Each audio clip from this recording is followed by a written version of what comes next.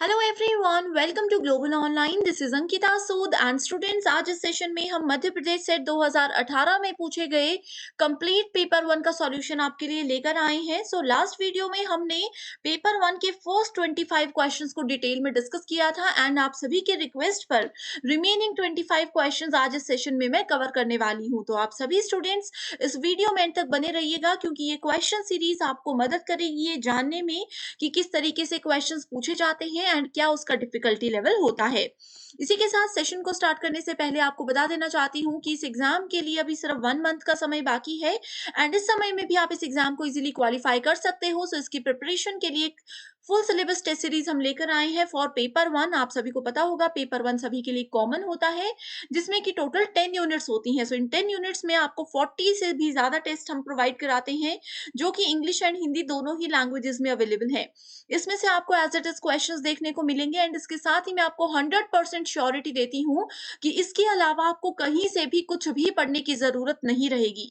साथ ही आपको short notes हम प्रोवाइड करवाएंगे, जो कि शॉर्ट पीरियड ऑफ टाइम में आपको सारे कॉन्सेप्ट्स याद रखने में मदद करेंगे। जो भी इस एग्जाम का लेटेस्ट पैटर्न है, लेटेस्ट सिलेबस है, उन सब चीजों को ध्यान में रखते हुए ही टेस्ट सीरीज हम लेकर आए हैं, जो कि आपको डेफिनेटली बहुत मदद करने वाली है।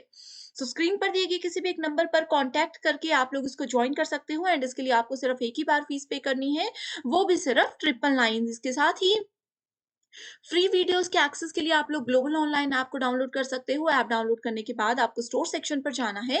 यहाँ पर आपको सर्च बार नजर आएगा, जिसमें आपको लिखना है एमपी सेट। आपके सामने कंप्लीट कोर्स आ जाएगा, आप उसका ओवरव्यू देख सकते हो। देन जैसे ही आप सभी कंटेंट सेक्शन पर क्लिक करते हो, आपके सामने ये पेपर वन के यूनिट वाइज सेपरेट फोल्डर्स आ जाएंगे एंड जो भी आप यहाँ पर 2000 प्लस एमसीक्यूज देख सकते हो। आपको मॉक टेस्ट इंग्लिश में मिल जाएंगे, हिंदी में मिल जाएंगे एंड सेपरेट सेशंस में मिल जाएंगे आपके रिक्वेस्ट पर, जो कि रखे गए हैं। तो आप सभी स्टूडेंट्स इन नंबर्स पर कांटेक्ट करके ग्लोबल ऑनलाइन ऐप को डाउनलोड करके इसका बेनिफिट आज ही उठा सकते हो।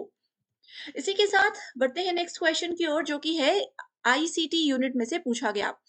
The internet protocol address of each computer is. So देखो, इंटरनेट प्रोटोकॉल एड्रेस यानी कि आईपी एड्रेस, आप लोगों ने इसके बारे में जरूर सुना होगा। जैसे किसी भी पर्सन का एक यूनिक नंबर, आधार नंबर होता है, जो कि उनकी एक आइडेंटिफिकेशन होती है, वैसे ही जो भी कंप्यूटर इंटरनेट के साथ कनेक्टेड होता है। अब आपको तो पता ही है कि हर एक डिवाइस आज के समय में इंटरनेट के साथ कनेक्ट होती ही है, तो हर एक डिवाइस को एक यूनिक नंबर दिया जाता है, जो कि आईपी एड्रेस कहलाता है। सो करेक्ट आंसर है यहाँ पर यूनिक नंबर, यूनिक एड्रेस ये होता है। Okay, next question is what is the full form of BCR as used in computer related activities। so ये भी ICT यूनिट में से क्वेश्चन है, बहुत इजी क्वेश्चन है।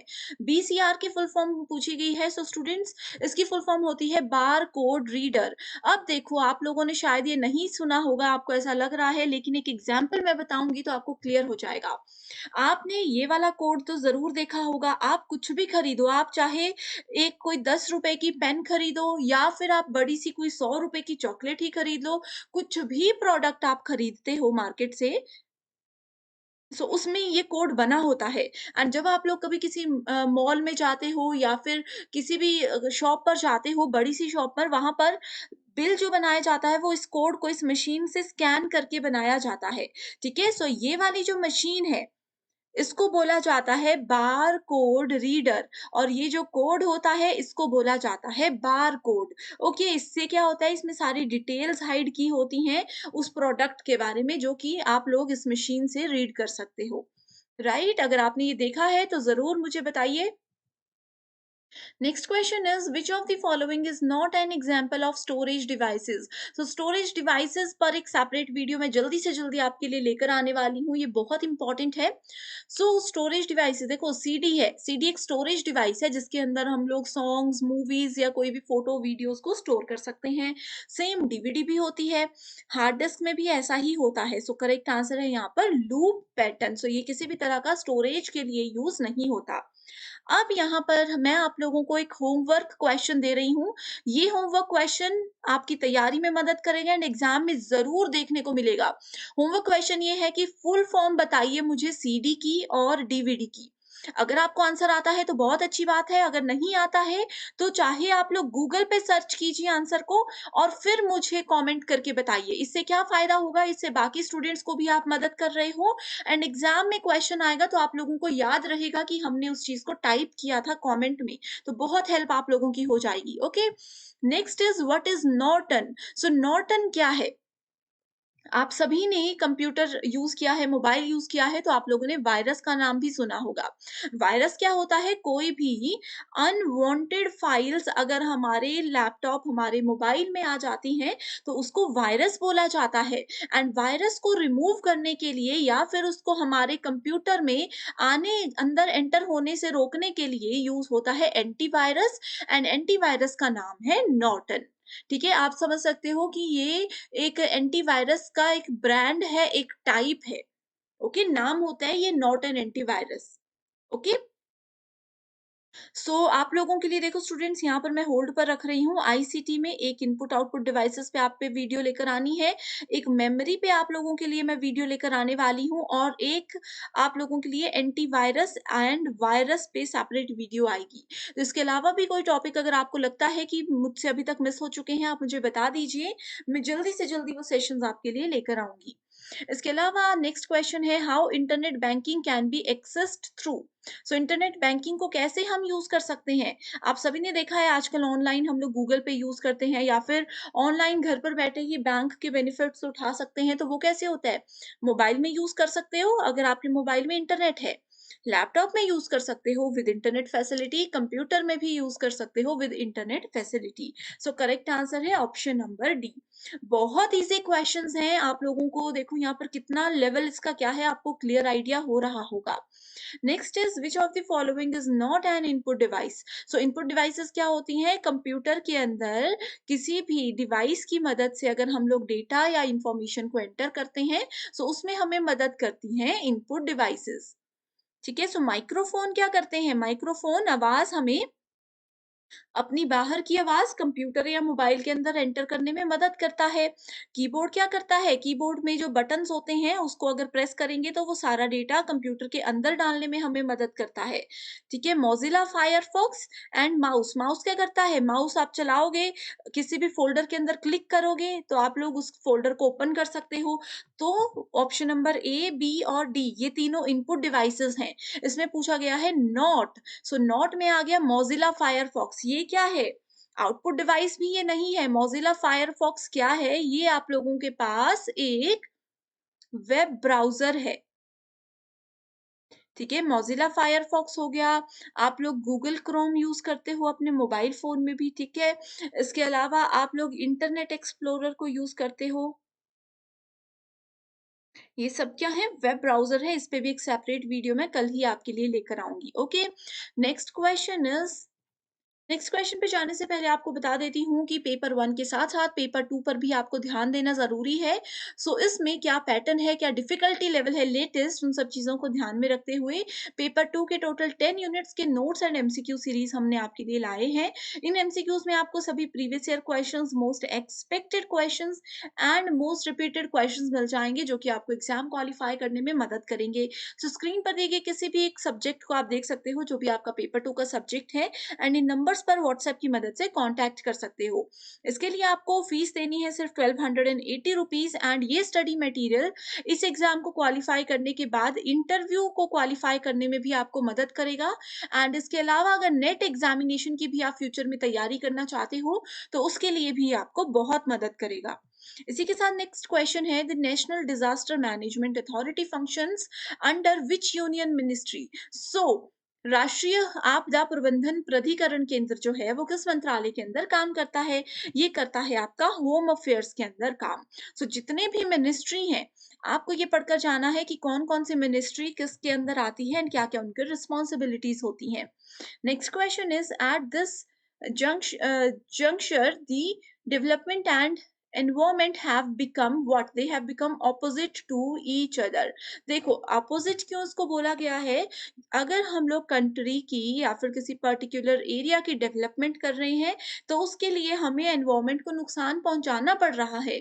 यानी कि कोई अगर प्रोजेक्ट बनाना है, कोई बिल्डिंग बनानी है या फिर कोई कुछ भी चीज बनानी है जिससे कि किसी ह्यूमन को हेल्प हो, उसके लिए इजी हो, तो हमें पर्यावरण को नुकसान पहुंचाना पड़ रहा है, बहुत सारे पेड़ काटने पड़ रहे हैं, या फिर अगर लोगों की सुविधा के लिए रोड हमें बनाने हैं, तो भी हमें पर्यावरण को नुकसान पहुँचाना पड़ रहा है।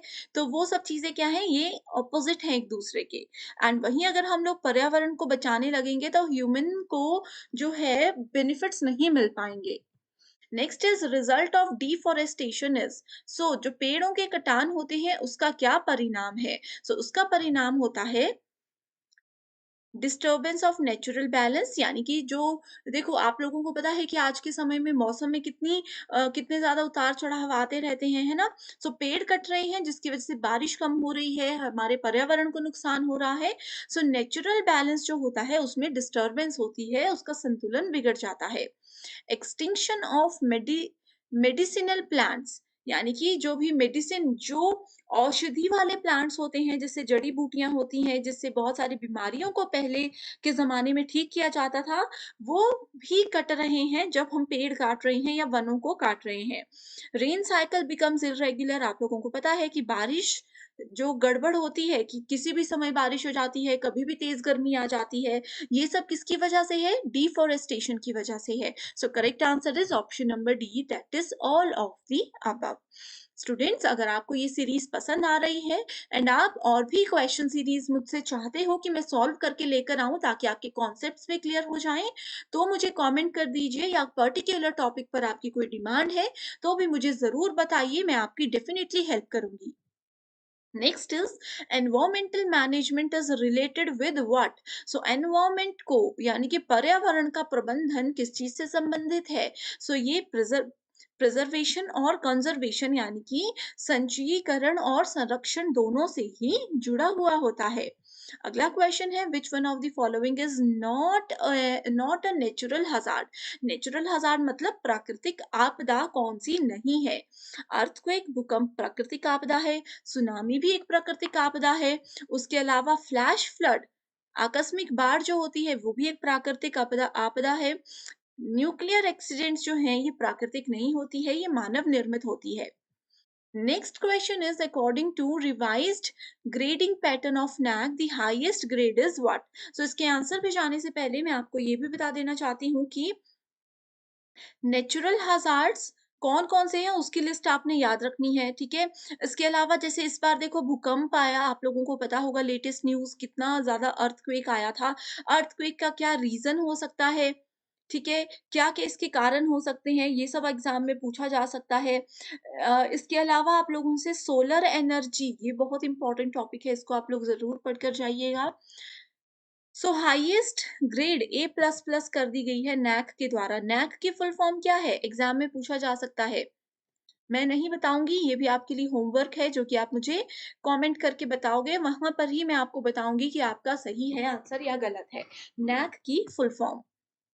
Next question assertion reason based है, इसमें पूछा गया है sustainable development is critical to well being of human society. And कारण ये बताया गया है, environmentally sound policies do not harm the environment और deplete the natural resource code resource, ठीक है। सो इसके कोड्स गिवन है। सो करेक्ट आंसर ये है कि बोथ स्टेटमेंट्स आर ट्रू, लेकिन रीजन जो है वो इसको करेक्टली आइडेंटिफाई एक्सप्लेन नहीं कर रहा है। अगला क्वेश्चन इकोसिस्टम से रिलेटेड है। तो सबसे पहले इकोसिस्टम आप लोगों को पता होना चाहिए कि होता क्या है। देखो ये बहुत ही ज्यादा इंपॉर्टेंट है। तो इसमें स्टेटमेंट्स दी गई हैं कि ecosystem comprises both biotic and abiotic component. So ecosystem एक जियोग्राफिकल एरिया है, ठीक है। ये एक जियोग्राफिकल एरिया है जहां पर प्लांट्स, एनिमल्स और भी छोटे छोटे जीव जंतु, ये सब चीजें क्या करते हैं, रहते हैं, एक साथ रहते हैं, एक in the form of bubble of life, ठीक है। सो इसको सिंपल लैंग्वेज में हम कहें, क्षेत्र विशेष में पाए जाने वाले वो अपने परिवेश से संबंधित सभी पौधे व पशु इस कैटेगरी के अंदर आते हैं।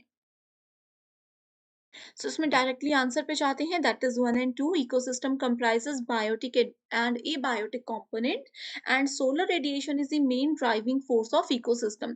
सोलर रेडिएशन मतलब क्या होता है, इसका मतलब सौर विकिरण जो होता है, सूर्य की जो एनर्जी होती है वहीं से इन लोगों को एनर्जी मिलती है एंड वहीं से इन लोगों को जीवन अच्छे से मिलता है। ये एक क्लोज्ड सिस्टम नहीं है एंड उनकी अपनी प्रोडक्टिविटी भी नहीं होती है। Next question is Indira Gandhi national open university. अब देखो यहाँ पर स्टूडेंट्स कंफ्यूज हो जाते हैं। Indira Gandhi national open university मतलब इग्नू। इग्नू से बहुत सारे बच्चे कोर्स करते हैं, ये वही बात की गई है। इग्नू को कब एस्टैब्लिश किया गया, इसको 1985 में एस्टैब्लिश किया गया। सो आप लोगों को पढ़कर जाना है इग्नू के बारे में सब कुछ, कि कब एस्टैब्लिश किया गया, किसने एस्टैब्लिश किया, एग्जैक्ट डेट कौन सी थी इसकी एस्टैब्लिशमेंट की।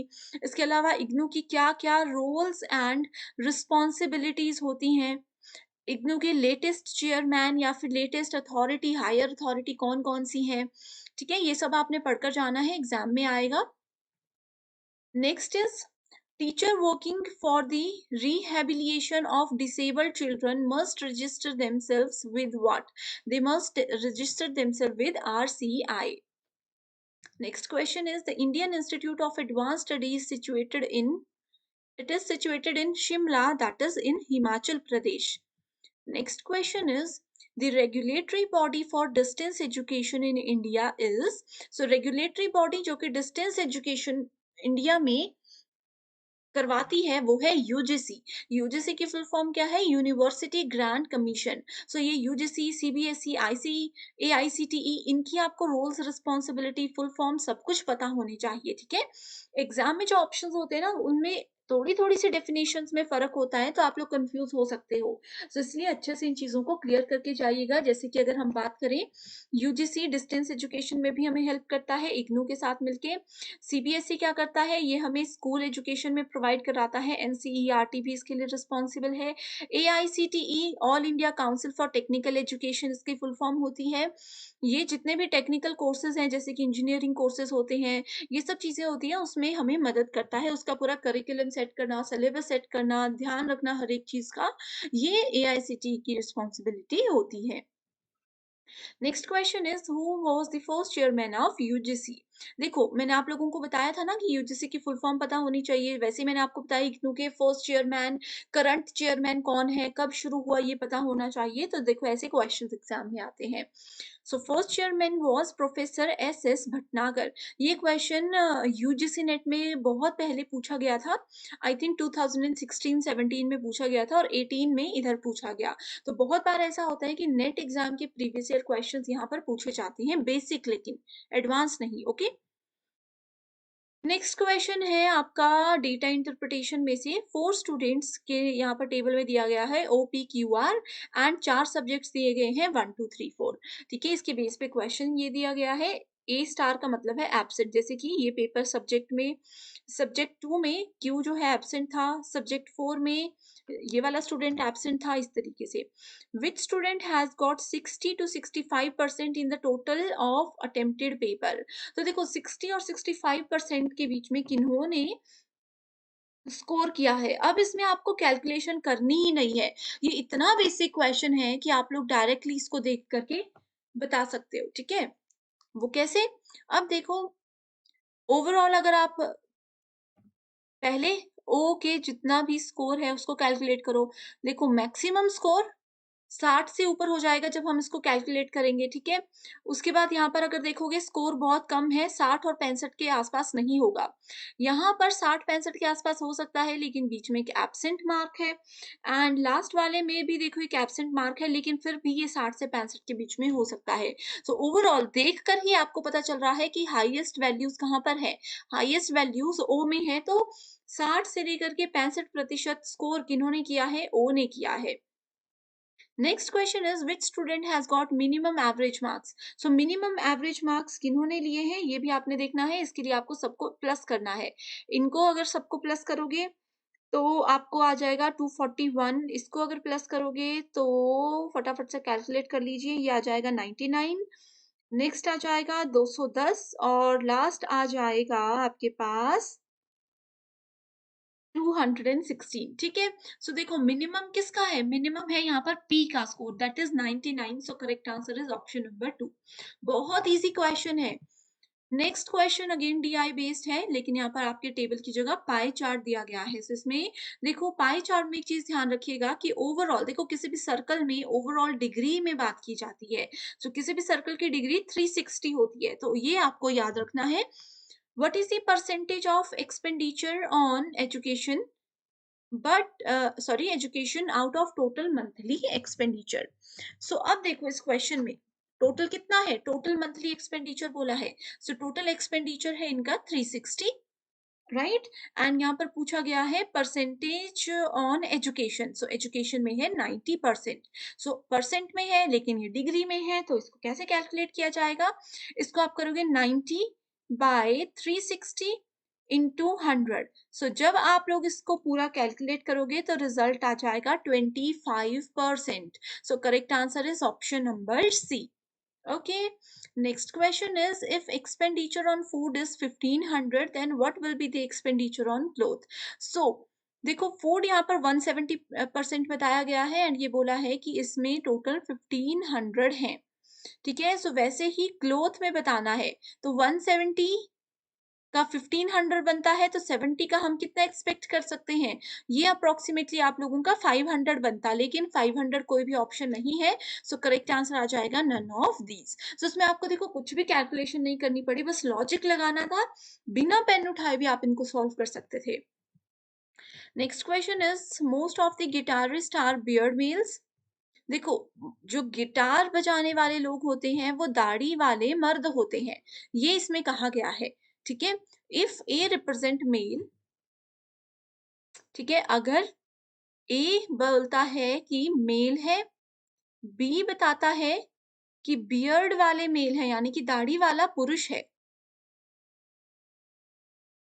ठीक है, और सी बताता है गिटारिस्ट है यानी कि वो गिटार बजाते हैं। सो करेक्ट आंसर कौन सा है, आपको बताना है कि most of the guitarist are beard male, ये आपको इन कीवर्ड्स के साथ ध्यान रखकर चेक करना है, ठीक है। सो इसमें करेक्ट आंसर है ऑप्शन नंबर डी। आप यहाँ पर देख सकते हो, ये भी हो सकता है, ये भी हो सकता है, ये भी हो सकता है, ठीक है। ये वेन डायग्राम इसको बोलते हैं, वेन डायग्राम। बहुत इजी है, कुछ भी नहीं करना कैलकुलेट। ए बी सी यानी कि तीनों में थोड़ा थोड़ा पार्ट, यानी कि मेल भी है, बियर्ड वाला मेल भी है और गिटारिस्ट भी है, वैसे ही बाकी दोनों में भी होगा। Which one of the following Venn diagrams correctly illustrate the relation among carrot food and vegetable. देखो कैरेट क्या है, कैरेट एक वेजिटेबल है और एक फूड भी है, ओके। सो इन तीनों के बीच में रिलेशनशिप अगर देखें तो क्या होगा, करेक्ट आंसर ए हो जाएगा। देखो ये है मान लीजिए वेजिटेबल, ये है मान लीजिए फूड, फूड के अंदर वेजिटेबल्स आ जाती हैं, वेजिटेबल के अंदर कैरेट आ जाता है। सो ऐसे आप इसको यहाँ पर एडजस्ट कर सकते हो, okay. So I hope students आज का ये सेशन आपके लिए हेल्पफुल रहा है। अगर कोई डाउट है, किसी भी क्वेश्चन में कोई क्वेरी है तो कमेंट कर दीजिएगा। इसके अलावा अगर सेशन पसंद आया तो भी मुझे मोटिवेटेड रखने के लिए आप मुझे कमेंट जरूर कर सकते हो। So thank you so much and I wish you all the very best.